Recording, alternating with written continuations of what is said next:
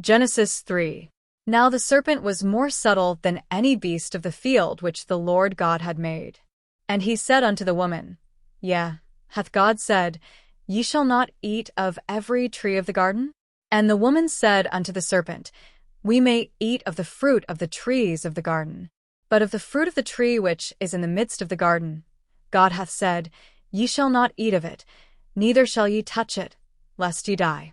And the serpent said unto the woman, Ye shall not surely die. For God doth know that in the day ye eat thereof, then your eyes shall be opened, and ye shall be as gods, knowing good and evil. And when the woman saw that the tree was good for food, and that it was pleasant to the eyes, and a tree to be desired to make one wise, she took of the fruit thereof, and did eat, and gave also unto her husband with her, and he did eat.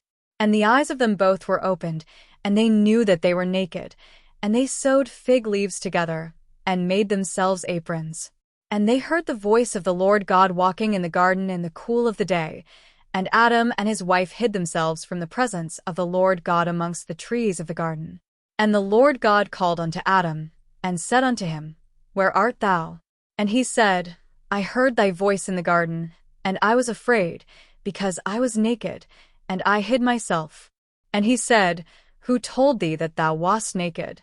Hast thou eaten of the tree, whereof I commanded thee that thou shouldest not eat? And the man said, The woman whom thou gavest to be with me, she gave me of the tree, and I did eat.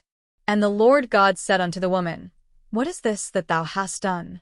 And the woman said, The serpent beguiled me, and I did eat. And the Lord God said unto the serpent, Because thou hast done this, thou art cursed above all cattle, and above every beast of the field. Upon thy belly shalt thou go, and dust shalt thou eat all the days of thy life.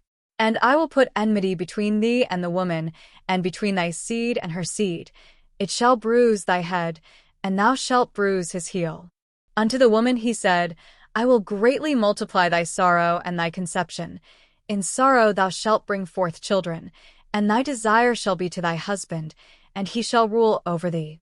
And unto Adam he said, Because thou hast hearkened unto the voice of thy wife, and hast eaten of the tree, of which I commanded thee, saying, Thou shalt not eat of it. Cursed is the ground for thy sake. In sorrow shalt thou eat of it all the days of thy life. Thorns also and thistles shall it bring forth to thee, and thou shalt eat the herb of the field. In the sweat of thy face shalt thou eat bread, till thou return unto the ground, for out of it wast thou taken. For dust thou art, and unto dust shalt thou return. And Adam called his wife's name Eve, because she was the mother of all living. Unto Adam also and to his wife did the Lord God make coats of skins, and clothed them. And the Lord God said, Behold, the man is become as one of us, to know good and evil. And now, lest he put forth his hand, and take also of the tree of life, and eat, and live forever. Therefore the Lord God sent him forth from the Garden of Eden, to till the ground from whence he was taken. So he drove out the man, and he placed at the east of the Garden of Eden cherubims, and a flaming sword which turned every way, to keep the way of the tree of life.